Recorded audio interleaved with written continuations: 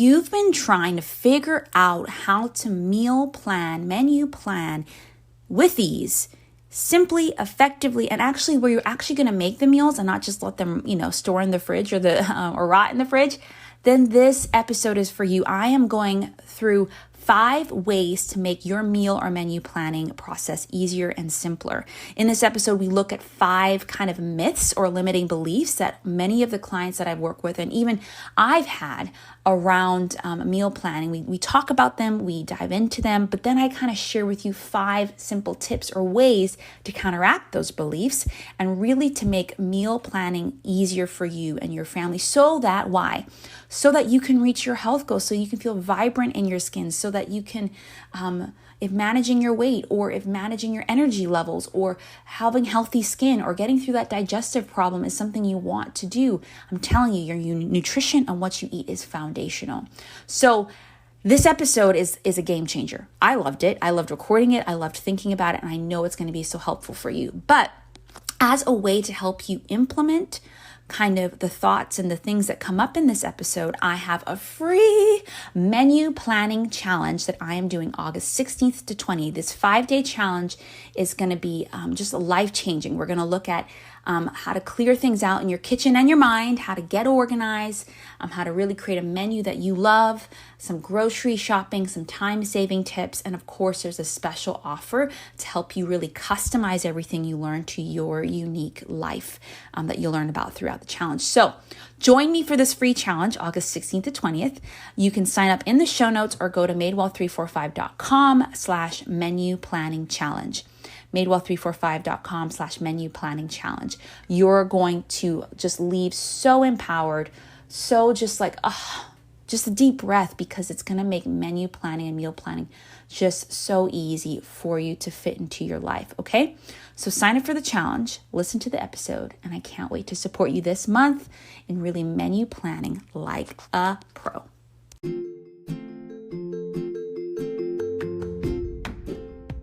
You're listening to the More Than Your Weight podcast, and I am your host, Brianna Wilkerson. For over half my life, I had to really pay attention to my relationship with food, my body, and myself. As a young girl, I started to find my worth in my weight and my work, and started to define my beauty and my body and my value through how I looked and how other people saw me. That led to disordered ways of eating, of exercising, and really just a poor relationship with my body and myself. And then when I started to finally see that my worth was not in my weight, it was not in how I looked, and it was not in what people thought of me, that's when I found breakthrough and freedom. And ever since, it's been my mission to help other women do the same.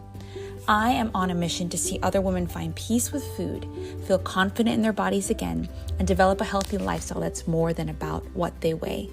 Now, weight loss is not necessarily a bad thing, but I do think when we are approaching it from a place of value or a place of trying to find our worth in it, that's when it can really trip us up. So I want you to find peace with food, to find your version of food freedom, your version of body confidence and love, and a healthy lifestyle that is about so much more than what the scale says. So this podcast is going to help you do that. You're going to find solo episodes, guest interviews, all designed to really speak from the heart, give you some new ways of thinking and acting so that you can start to also believe and walk in the truth that you are more than your weight. And from time to time, I'll throw in an essential oils episode because I'm also a lover of essential oils. So I'm so glad you're here, and I'm so honored to be a part of this journey with you. So please, before you get into the interview or the podcast or leave, I want to make sure you do a couple things. Make sure you join my free Facebook group, the More Than Your Weight Facebook community.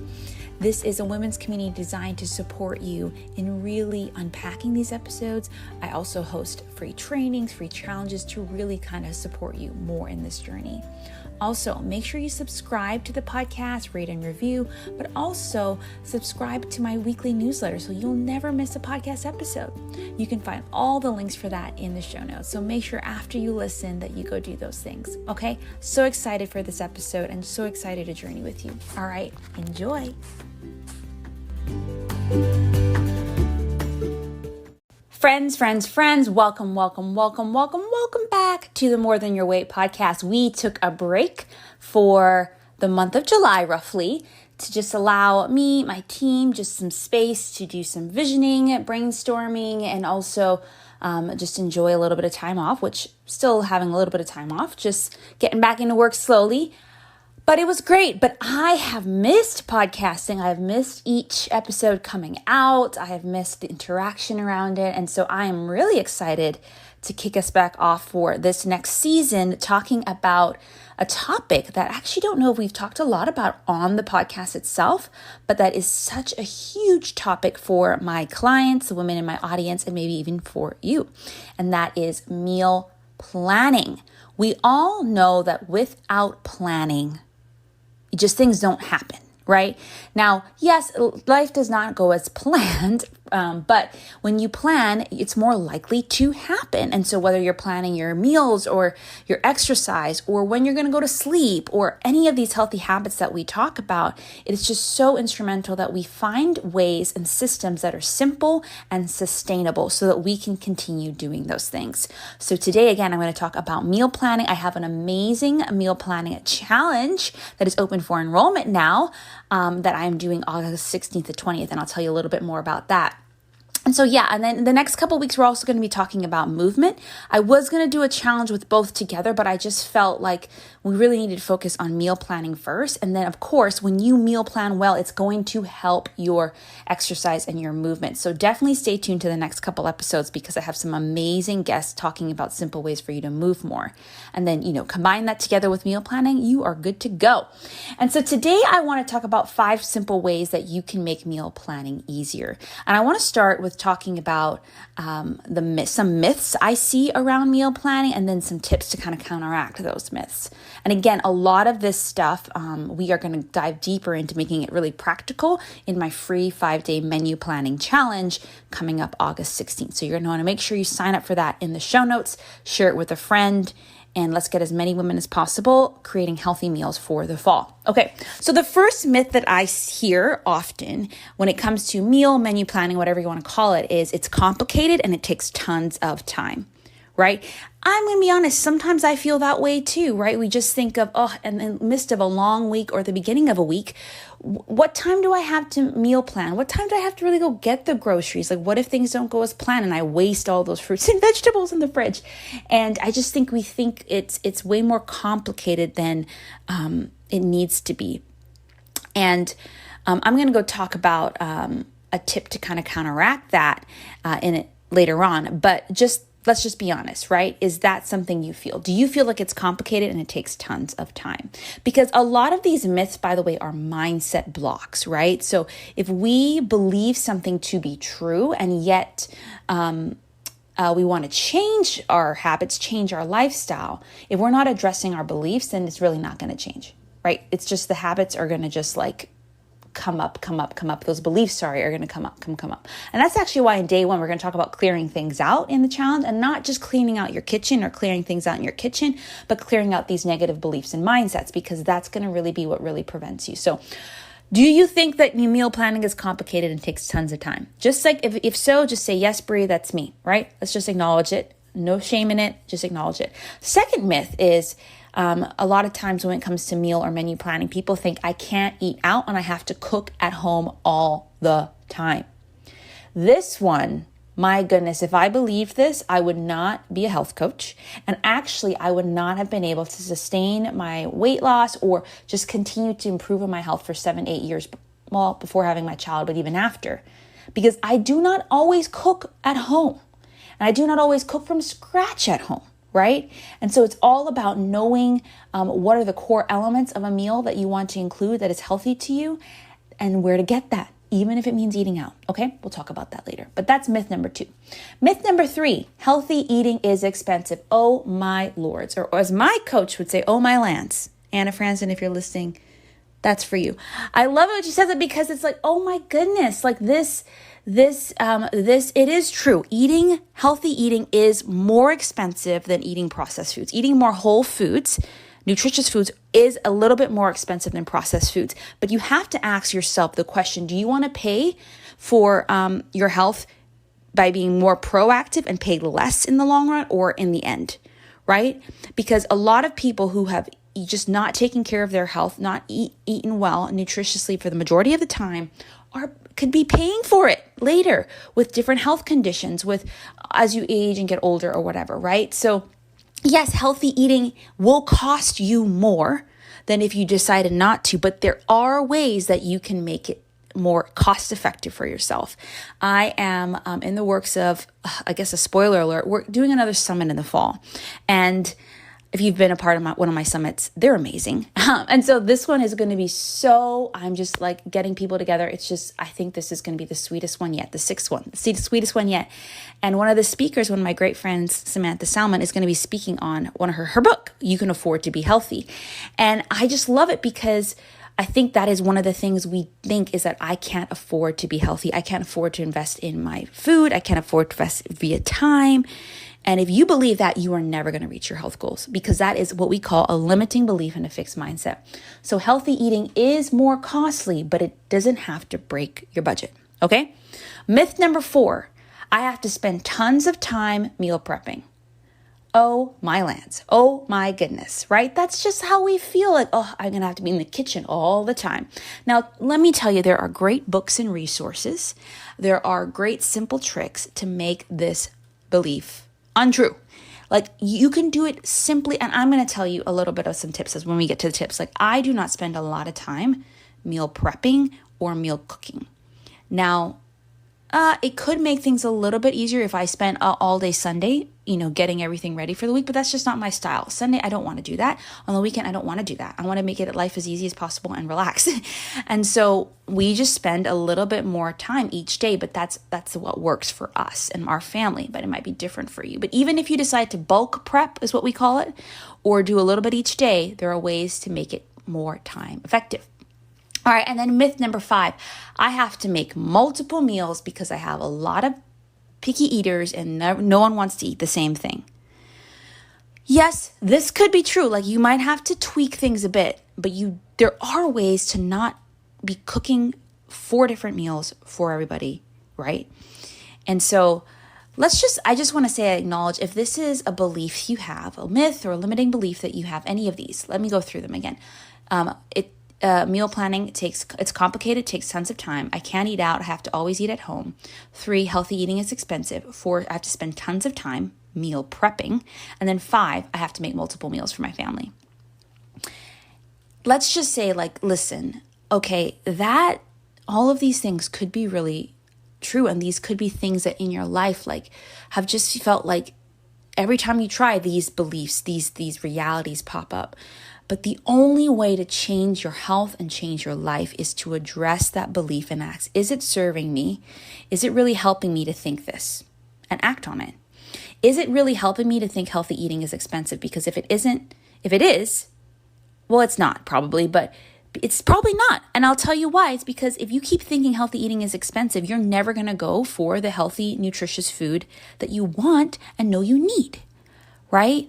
And so it's just having to rewrite that belief and say, you know what, healthy eating is a little bit more costly, but it's worth the investment. Telling yourself that.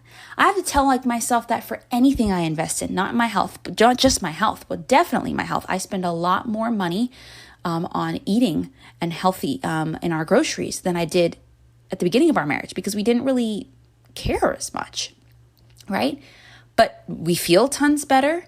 And I know that it has helped us so much throughout the last years of our marriage and our life. And I know it's helping my daughter.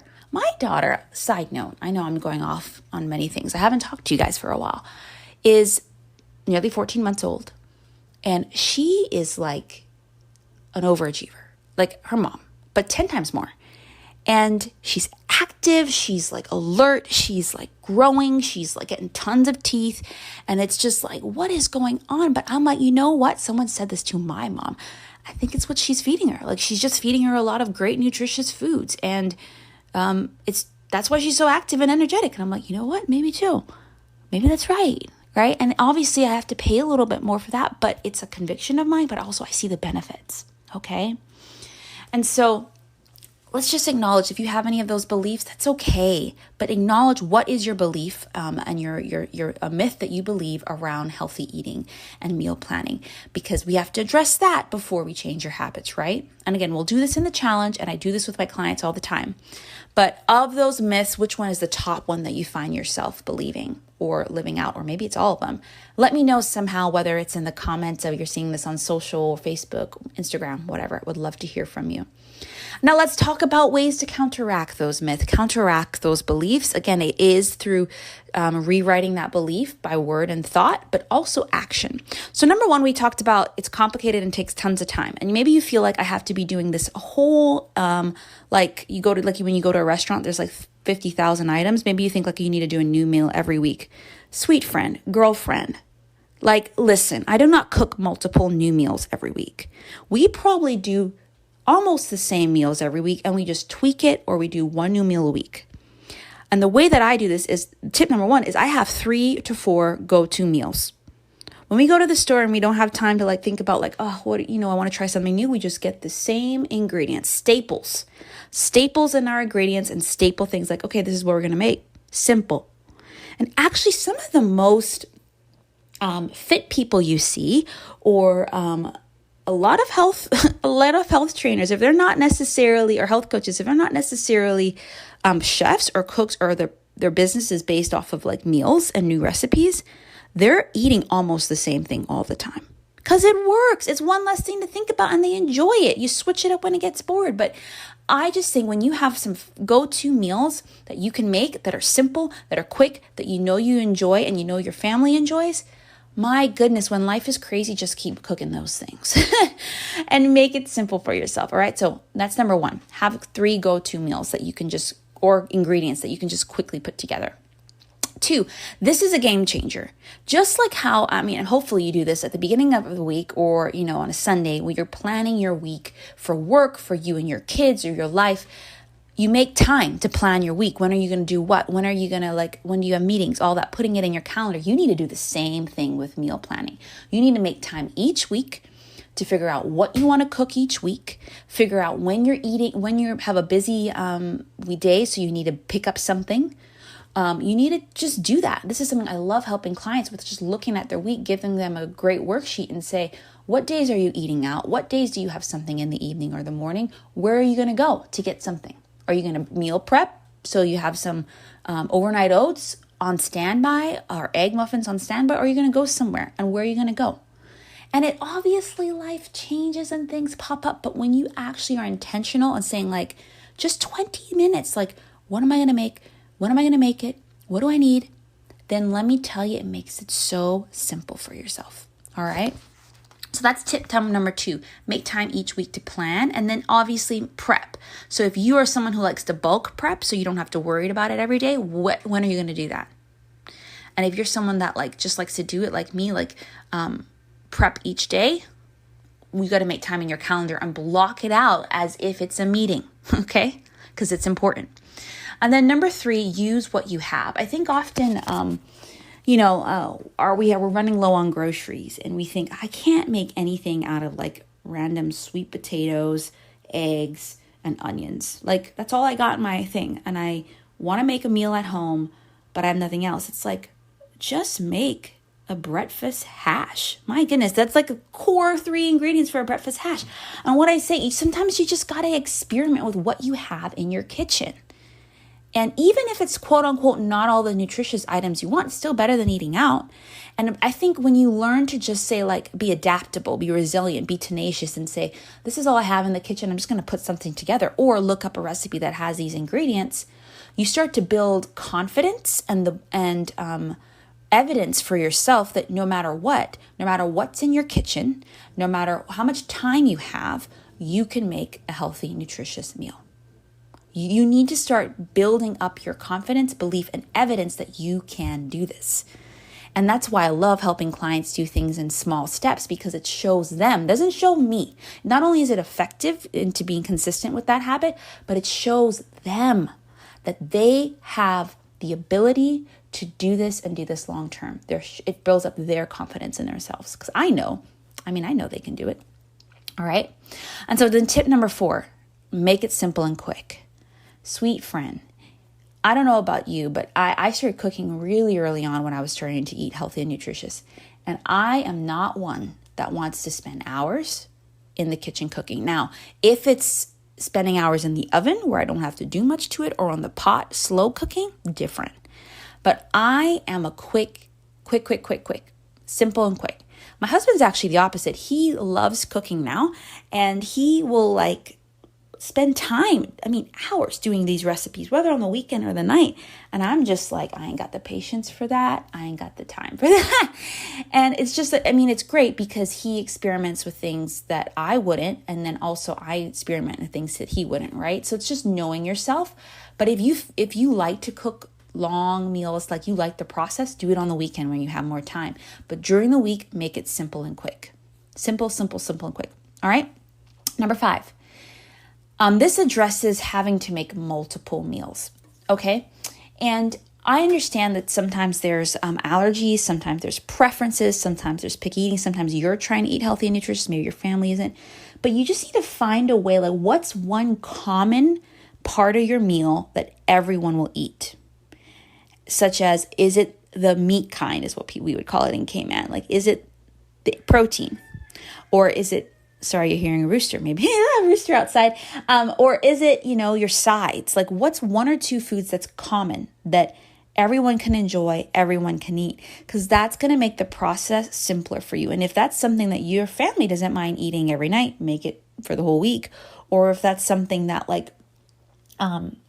you want to eat, but maybe they don't want to eat as much, how can you tweak it, right? So it does, let's just be honest, meal planning or planning anything does take intentionality, and it does take effort. So I'm not here to say the meal plan with ease is to just allow things to happen. No, the way to do that, the way to not think about it, is just find a meal planning service that's going to literally make all your meals for you and deliver them to you, which is nothing wrong with that. But sometimes a lot of us can't necessarily, doesn't fit our budget. And sometimes it doesn't work for us, right? But maybe you're doing a mixture, right? If you preparing some meals and you having that, what I was talking about, you prepping meals and you buying out is something you want to do. So you have that combination. But it does take intentionality with anything in your health and with anything in your life. Just like it took you, if you went to college, 4 years and a lot of studying to get that degree, it's going to take you intentionality and small steps to reach your health goals. I'm sorry to break it to you. It's not a quick fix. But I promise you, when you do these small steps, and even if you just pick one of the tips I mentioned, you're going to see amazing breakthrough in your, not just your meal planning and your nutrition, but your overall health. All right. So let's just do a little recap, and then I'm going to tell you a little bit more about the challenge coming up in 2 weeks. These are the myths that often a lot of us think around, myths or limiting beliefs around meal planning or menu planning. 1, it's complicated and takes tons of time. 2, I can't eat out because I have to eat, or I have to eat at home all the time. 3, healthy eating is expensive. 4, I have to spend tons of time meal prepping. And 5, I have to make multiple meals or sides for my family. Now, here are some steps or ways to kind of counteract those. 1, have go-to meals or go-to ingredients that you know you can just mix and match something together. 2, make time each week to plan and prep. 3, use what you have. Build the confidence that you can put a meal together with whatever's in your cupboard or your fridge. 4, make it simple and quick during the week, especially. Quick, easy, healthy, effective. And then 5, if you are cooking a meal for multiple people that are just have different preferences, try to make one aspect of the meal that everyone can eat. That way you're not doing completely tons of new meals. All right. So I would love to hear from you, whether you're in my Facebook group or on Instagram or email. What's one of the limiting beliefs or the myths that you really resonate with, that you kind of believe and kind of stops you from meal planning in an easy, simple way?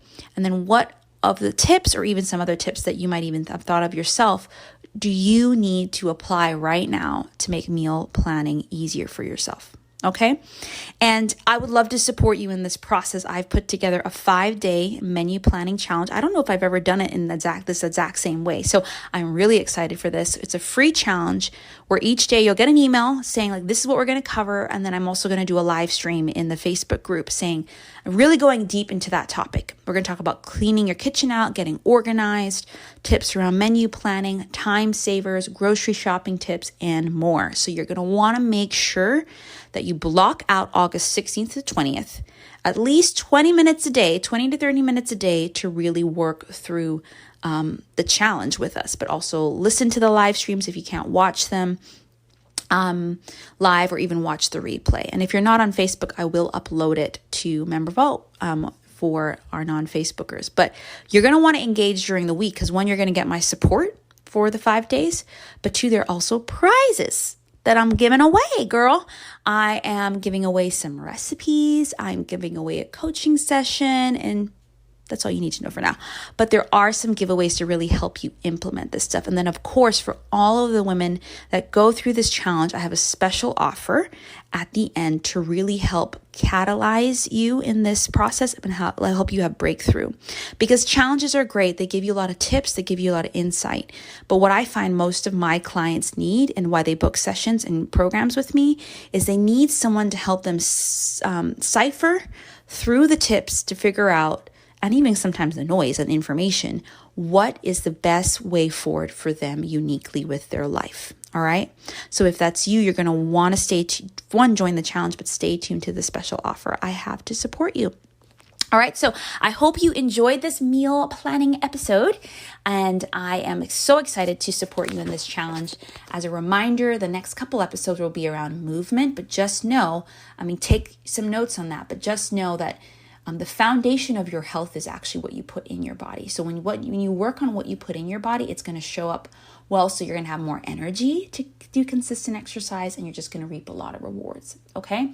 So join this free meal planning challenge August 16th to 20th in the show notes, or go to madewell345.com/menu planning challenge and join us. Send the link to a friend. And I can't wait to support you in creating some menus that really work for you and your unique life. Okay, I'll talk to you later. Bye.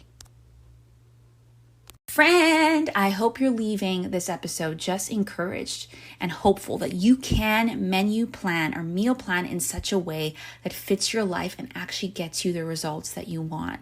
Again, listen to the episode. Let me know what your takeaways were. But I'm going to tell you the best way to implement what we've talked about is to sign up for my free 5-day menu planning challenge. Go to madewell345.com/menu planning challenge or the show notes. Join us and then block out some time on your calendar, August 16th to 20th, so that we can help you menu plan with ease, simply, and to really help you reach your health goals this fall. All right, see you in the challenge.